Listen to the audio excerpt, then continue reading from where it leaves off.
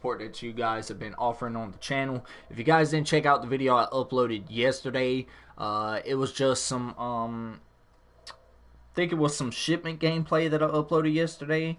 Sorry you guys, work has just been crazy, man. Well, no, the gameplay that I uploaded was my first gameplay with the Orion camo. That was like right after I got Orion camo, so definitely go show that video some love. Yeah, man, things have just been crazy with work. You know, I work second shift, so I'm not really able to, you know, upload as much as I want to, but hey, you know, stuff happens. But yeah, so we are back with another live video here. We're gonna be predicting UFC 288 between Henry Cejudo and Aljamain Sterling for the Bantamweight Championship. But first, we have a fight I want to showcase here. We're going to be doing Gilbert Burns versus Belal Muhammad. This is the co-main event of UFC 288, which is going to be at the Prudential Center in New Jersey. We got one person watching the video. What's up? Appreciate everybody stopping by. So I don't know what happened with this, you know, co-main event. I don't know what happened, you know, beforehand, but I guess one of the fighters pulled out of it, or both of them pulled out of it, or something like that. I don't know what happened to it. So Gilbert Burns was like, hey, you know, I'll step in. You know, he was calling out, you know, Colby. He was calling out Belal Muhammad. Belal Muhammad was like, hey, you know, blah, blah, blah, I can't make weight. But, you know, Dana White was like, fuck you, Belal Muhammad, you're going to make weight, you're going to get your ass off the couch, and you're going to come and co-main this. Okay, sorry that was a mouthful, you know, couldn't really get the words out that I wanted to get out, but hey. Anyways, this will be, like I said, the co-main event for UFC 288. Now, gonna get into my predictions here, ladies and gentlemen, boys and girls, Spartans and Spartanas of the world. It's been a while since I've said that. I thought I was gonna forget what I used to say, but regardless of that, we're gonna get the fight card pulled up here. Probably should do a little better setting this stuff up beforehand, but hey, you know, it is what it is. So yeah, UFC 288, Sterling versus Cejudo, like I said, Prudential Center in Newark, New Jersey. The early prelims start at 6 o'clock p.m. That's on ESPN and ESPN Plus. Prelims, ESPN Plus at 8. And then the main card, pay-per-view, 10 o'clock p.m. So, we're going to go on ahead and get started with the first card of the event here. And it is between Gracie and Jourdain. I'm going to go Jourdain in this one. Both are standing at 5'9", and they both weigh 145 pounds.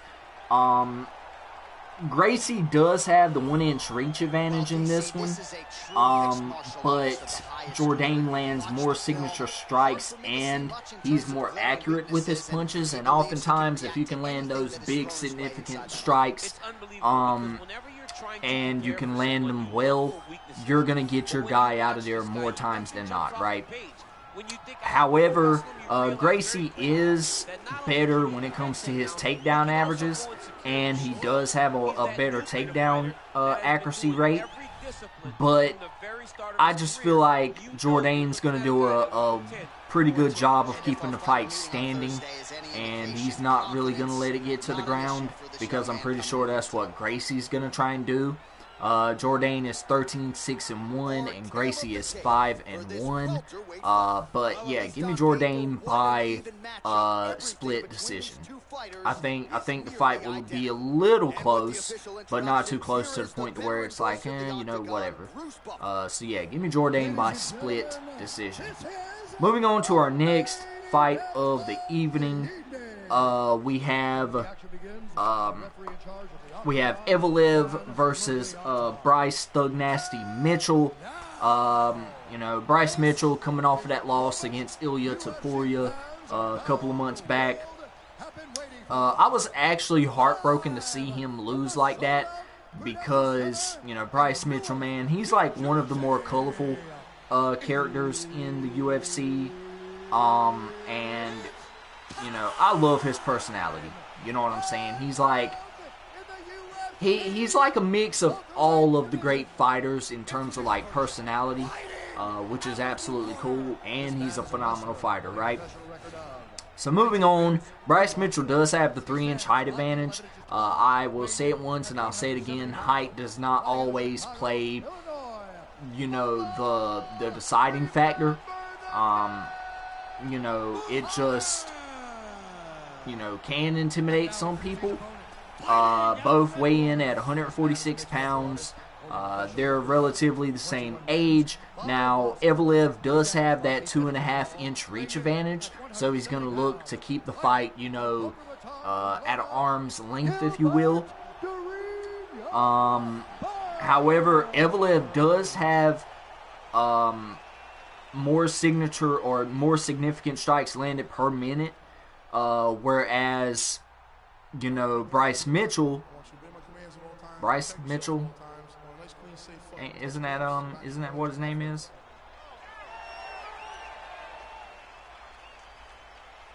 Yeah, Bryce Mitchell. I'm sorry, I was thinking about somebody else at that point in time. But yeah, so Bryce Mitchell does have a better significant strike accuracy. So in terms of, you know, the striking here, if Evelev can connect on those signature strikes, I don't know why I keep calling signature strikes, significant strikes. If he can connect on those significant strikes, Bryce Mitchell's going to have a hard time in there. I've heard Evelev is really good. He's 16-0 currently, and the odds makers have him as a minus 260 favorite. But, you know, I still feel like Bryce Mitchell's going to pull away with that one. You know, in terms of the rest of the, you know, stats here, you know, Evelev does have a better takedown average. He does have a better takedown accuracy. But these stats are very minuscule in terms of, you know, their overall body of work as Bilal Muhammad works himself into a guillotine on the ground, but he's going to get out of that. He's fine. But yeah, give me Thug Nasty, man. I feel like Thug Nasty is going to come back. He's going to win this one by unanimous decision. I don't think he's going to knock Evelev out. Oftentimes, when you're like up there in wins, you know what I'm saying, you're not going to really, you know, try and get finished. Nobody has finished Evelev. He, like I said, he's undefeated. But I feel like Bryce Mitchell's going to come back with a vengeance after his loss to Ilya Topuria a couple of months back, like I said. But I feel like Bryce Mitchell's going to win this one by unanimous decision. I don't think he's going to knock Evelev out, but I feel like he's going to win it, like I said, by unanimous decision. Alright, moving on to our next card event of the evening. We have Jessica Andrade versus Aljamain. I think that's how you say that. You know, Jessica Andrade coming in at a minus 180 favorite. She did get a win in her last fight. I don't really remember who she fought. Aljamain does have the 4-inch height advantage. And according to this, Jessica Andrade is weighing in 9 pounds heavier than Aljamain is. In terms of the reach advantage, there's only a 1-inch reach advantage for Aljamain. Jessica Andrade does land more significant strikes per minute, and she does have a better accuracy in terms of those significant strikes. She does have a better takedown average, but Aljamain has a better takedown accuracy. So it's going to come down to whoever can get the takedowns better and whoever can, you know, hold their opponents for more ground time. I feel like in this one there's going to be a lot of grappling. I don't feel like there's going to be a lot of striking in this fight. So give me Jessica Andrade by submission. I feel like she's going to get Aljamain out of there, and she's going to walk away the victor. Moving on to our co-main event of the evening, the fight that is being showcased here. Belal Muhammad with a beautiful roundhouse kick there. Get a good knee right there. So far, it looks like Belal Muhammad's putting the pressure on Gilbert Burns, which we're about to dive into this fight here in just a little bit. But, yeah, so Belal Muhammad versus Gilbert Burns, co-main event in the welterweight division. Odds makers have Gilbert Burns as a minus 125 favorite. Belal Muhammad does have the 1-inch height advantage. Both are weighing in at 170 pounds, which is welterweight standards. You know, they're both climbing on up there in age. You know, Belal Muhammad does have that 1-inch reach advantage. Both are orthodox fighters. In terms of significant strikes landed per minute, Belal Muhammad is in the lead when it comes to that. However, Gilbert Burns is more accurate with his significant strikes. So, you know, this is going to kind of play into favor here of who can land better and at a more accurate rate. So we'll see how that plays out. The takedown averages both are extremely close. They land around the same amount of takedowns per fight. Whereas, you know, even their takedown accuracy, they both land around the same amount of takedowns at the same rate, like in terms of their accuracy. So this one is going to be pretty close. I feel like this one's going to be very, very close. And I'm gonna say Gilbert Burns is gonna win this one by TKO. Okay, now that's not saying that Gilbert Burns is gonna go in there and absolutely dominate Belal Muhammad. I don't think it's gonna happen. Belal Muhammad trains with the likes of Khabib and Islam, and you know, I don't think that he's gonna let Gilbert Burns go in there and knock him out. However, he's not really in fight shape, and the fight is next week. So Belal Muhammad, he has to make something happen, and he has to make it happen fast. Okay, in terms of getting into fight shape, it's very pivotal to do so. You know what I'm saying? Or else you're gonna go in there, you're gonna be gassed out, you're gonna be, you know, very lethargic in there, you're gonna be very slow. And you cannot afford to be slow against a man like Gilbert Burns, because Gilbert Burns will put the pressure on you, rather it's with his wrestling or rather it's with his striking. But he will put the pressure on you. So Gilbert Burns, in my eyes, is going to win this fight. Okay? You know, like I said, that's not to say that Belal Muhammad's going to let him walk in there and do whatever he wants to do with him. But I just feel like Gilbert Burns, he's going to be more prepared to do whatever's necessary, because he's making that last push towards a title win. Do I think he's ever going to get a title opportunity? Who knows? Who knows? We'll see how this fight shapes up, because if we take a look at the welterweight standings here, hold on just a minute. If we take a look at the welterweight standings as of right now, I mean, obviously Leon Edwards is the champion. You have Kamaru Usman sitting at number 2. You have Colby at number 3. Now, Gilbert Burns and Belal Muhammad are at 4 and number 5 respectively. So it's going to be interesting seeing what happens with this one. Belal Muhammad gets rocked right there. It's going to be very interesting, because I feel like whoever wins this fight will be the next title contender. If not, they will face Shavkat Rakhmonov for that number 1 contender spot, because I feel like Kamaru Usman has to rattle off some wins before he steps back in there for another title shot. Okay, when you take a look at the likes of Colby, when you take a look at the likes of the now retired Jorge Masvidal, you know, those guys got multiple title shots, right? And I feel like there comes a time where you have to give a former champion get another title shot, but as of right now, I feel like there are more deserving contenders. Shavkat Rakhmonov is one of those. Gilbert Burns is definitely one of those. Maybe Bilal Muhammad if he can get things done here, but it just really depends, man. It really depends on what Bilal Muhammad wants. You know, he's been sitting out for a while. I believe his last fight was in October in Abu Dhabi. Normally, you know, October cards go to Abu Dhabi, and normally Bilal Muhammad fights on those cards. Whereas a guy like Gilbert Burns just recently fought a couple of weeks ago against Jorge Masvidal and got the decision win there.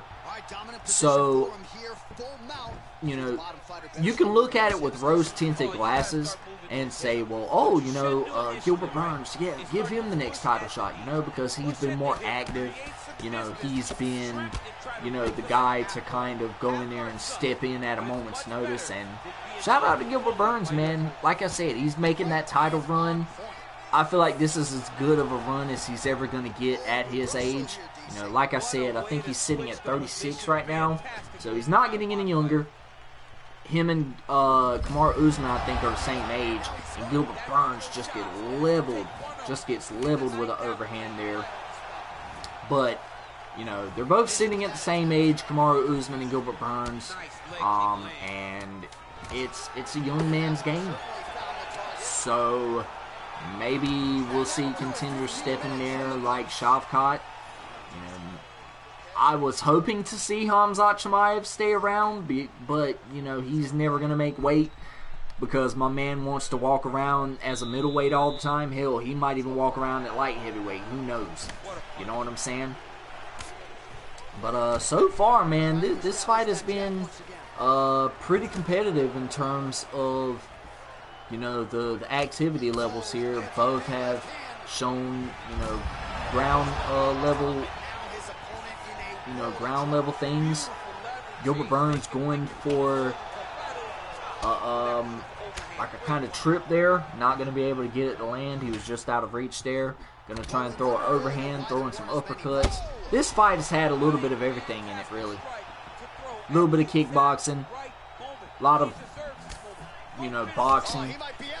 Just him exchanging punches in the pocket. You know, we've both seen, you know, we've seen both of them go to the ground as Bilal Muhammad whips a kick there. But as far as how I see this fight playing out, man, I really do see this as a grappling affair. There will be some striking in this one for sure. You know, who's to say that you know, there won't be a shit ton of striking in this one. You know what I'm saying? Because Gilbert Burns has shown that he can go in there against some of the best, you know, boxers in that welterweight division and, you know, kind of rattle them a little bit. I mean, he done Jorge Masvidal like that. He rattled Kamaru Usman's cage a few times, but, you know, Bilal Muhammad, he's shown he can get in there and strike with the best of them as well, but his specialty is more on the grappling side of things. But, you know, we'll see what happens here. We'll see what happens. It's going to be fairly interesting seeing how the welterweight division shakes up, considering the fact that, like I said, Khamzat is moving to middleweight. And, you know, you have guys like Shavkat Rakhmonov in the fold. You have guys like Sean Brady, who, you know, only has one loss in that welterweight division. You know, so we'll definitely see what happens. We'll see what happens with this fight right here. And yeah, man, it looks like Bilal Muhammad's going for a sub here. It's probably not going to happen. Gilbert Burns has a decent amount of stamina. He's going to be able to work his way out of it. Beautiful groundwork from Gilbert Burns there. Like I said, man, both of these guys are literally just putting the pressure on one another until one of them breaks. All right, so you got to be careful playing on the ground with this guy. You don't want to mess around for too long. He loaded up on that right. Gotta go to work today. Gotta, you know, gonna have the weekend off. Unfortunately, it seems like the North Carolina weather's not not being too friendly to us as of late, especially on the weekends that I've been off work, because I have every weekend off. So, you know, weather's been kind of, you know, booty cheeks, but hey, stuff happens. Throwing some good uppercuts here in this 5th and final round. But yeah, give me Gilbert Burns by TKO. I think he goes out there and I think he gets it done against Bilal Muhammad. Oh my God, Gilbert Burns! Oh my goodness. He was anticipating way too much, man. He was anticipating way too much, and you know, he got finished. Shout out to Bilal Muhammad, but I don't think that's gonna happen. I don't think that's gonna happen. I think like I said, Gilbert Burns is gonna go in there. He's gonna get the TKO, and he's gonna walk away from this one. That's just how I feel. Now moving on to our main event, we're gonna put this one. I don't know. We're going to put it on legendary difficulty because why not? Why not? But moving on to the main event of the evening, Aljamain Sterling is set to defend his title against none other than the cringe master himself, Henry Triple C Cejudo. Should be a good one here, man. These guys have been talking back and forth, talking trash to one another. Aljamain Sterling, undisputed bantamweight champion, has had a crazy road to get to where he's at. He was losing that first Petr Yan fight very convincingly. Petr Yan threw an illegal knee that was heard around the world. Petr Yan was the bantamweight champion at that time before the illegal knee, and he ended up losing the belt and has never got it back since. I mean, literally that one knee cost him literally everything. I mean, in the rematch, he was beat by Aljamain Sterling, and then he got beat by Sean O'Malley, and then he lost to Merab Dvalishvili. So it has not been fun for Petr Yan at this point in time. So maybe we'll see him, you know, move up to featherweight, try and go get a belt there. I highly doubt that's going to happen because that man right featherweight, considering the fact that his teammate Merab Dvalishvili is the #1 bantamweight contender, and they're not going to fight each other. They've already said it. They've already went on record and said that they won't fight each other. So, moving on to our stats here for the fight. Aljamain Sterling is 22-3. Henry Cejudo 16-2. Odds makers have Aljamain Sterling as the favorite, but a close favorite to win this fight. A close favorite to win this fight. Aljamain Sterling standing at 5'7", Henry Cejudo at 5'4".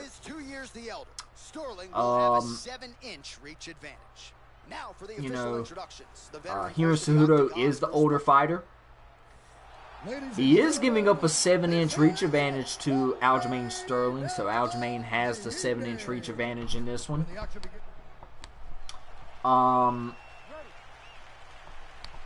Aljamain does land more significant strikes per minute.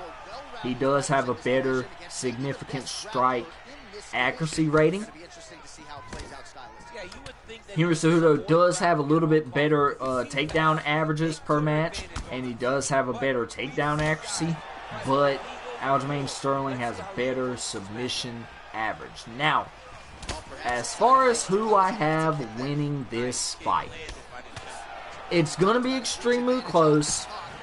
It's going to come down to who can put the pressure on who on the ground. That's what it's going to come down to. If I am Aljamain Sterling, I am keeping this I am keeping this fight standing. until I see an opportunity to shoot for the takedown and work in either RNC, a rear naked choke. Oh my God. Oh, we'll see what happens here. Looks like Aljamain's going to pull out of it, though. Aljamain is a very good wrestler on the ground. I mean, don't get me wrong, Henry Cejudo is an Olympic wrestler. But, you know, Aljamain Sterling can hold his own on the ground. Beautiful transition there to north-south. Going to move back to side control. Going to go for the crucifix here. Going to get it in there. Well, there are a few things more fun to watch but than these type of transitions. Yeah, if I'm Aljamain Sterling, look, man, I'm starting it. You know, I'm starting it off on the feet. I'm not looking to land takedowns every single minute of the match because Henry Cejudo, like I said, he's an Olympic wrestler. You know what I'm saying? He knows what he's doing. And Aljamain Sterling, he knows that. You know what I'm saying? Like I said, if I'm Aljamain Sterling, I'm keeping this fight at a distance. He has that 7-inch reach advantage. He is the taller fighter. I'm standing back and I'm like exchanging. Like I'm like bam, bam, you know, step back, you know, take my time, throw in some leg kicks, you know what I'm saying? Kind of stretch the fight out and then go for that rear naked choke, go for that guillotine choke. Uh-oh. Oh, he's gonna chain another submission. Uh-oh, we'll see what happens here. Can he escape? And he's gonna get out of it. He's gonna get out of it. That is crazy, man. I don't really anticipate the grappling exchange to be like this. Here is the other thing, though. Aljamain Sterling is the better kickboxer between the two. Aljamain Sterling is a phenomenal kickboxer. Well, let me not say phenomenal. He's a great kickboxer. When I think of bantamweight phenomenal kickboxers, I'm thinking like Edson Barboza, who has like one of the craziest knockouts of all time, like that beautiful spinning heel kick he landed in that one fight he had. I forgot who it was against. But Aljamain Sterling gonna go for, or Henry Cejudo gonna go for the takedown, gonna land it. I anticipate the fight being very much similar to this one. Very grappling heavy exchange. When it comes to wrestlers and their pedigree, they are very, very prideful of their wrestling. Because their wrestling is their bread and butter. It's their mojo, you know what I'm saying? Henry Cejudo is going to get back position. Going to go back to half guard. Some striking on the ground here from Henry Cejudo. Aljamain's got to make something happen, though, man. I mean, you know, can't continue to let Henry Cejudo just tee off on him on the ground like that. Can't continue to let him land those takedowns. Beautiful knee by Aljamain Sterling there. I don't see it being a very clinch-heavy affair here. Beautiful takedown defense by Aljamain Sterling. Like I said, both of these fighters are phenomenal wrestlers, phenomenal grapplers. But in terms of who I think is going to win the fight, I think Aljamain Sterling is going to walk away from this one as the bantamweight champion. I think he's going to walk away. He's going to get a... I think he's going to submit Henry Cejudo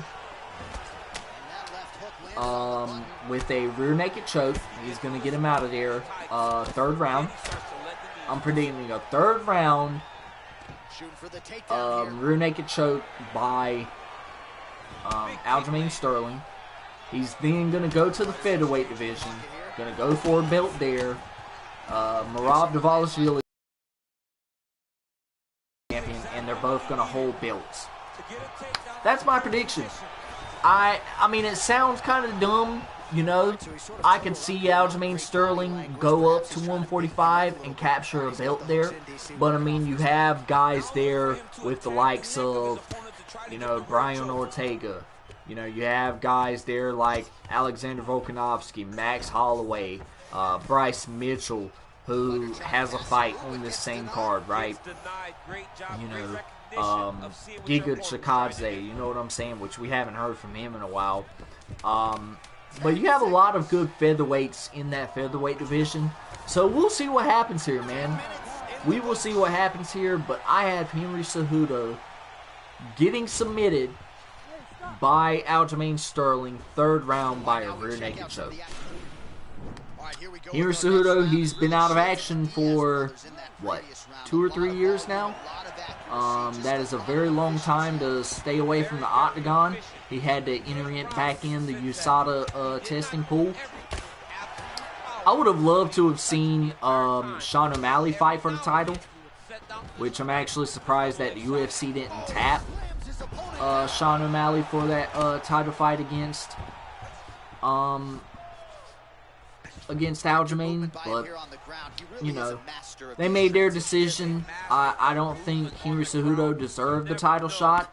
Maybe you have him fight a guy like Rob Valashvili, or maybe you have him fight another bantamweight contender or another top 5 bantamweight, but I don't think he deserved the title shot.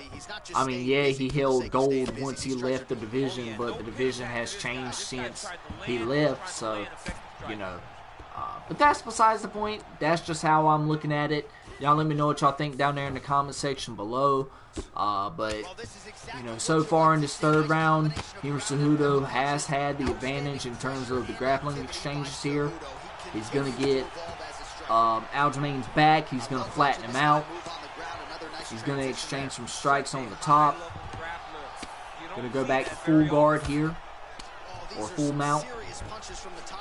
Going to try and transition. Not going to happen. Yeah, it's a grappling heavy affair here. I'm actually surprised with the difficulty I put it on that they haven't submitted one another yet.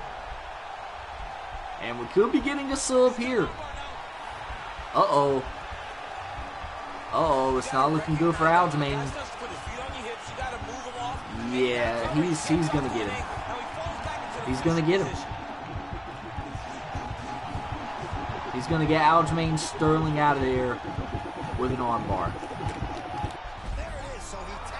Don't see it happening like that, but you know, that's just me though. Y'all let me know what y'all think down there in the comment section below. What do y'all think about my predictions? Do y'all think I'm gonna get some of them right?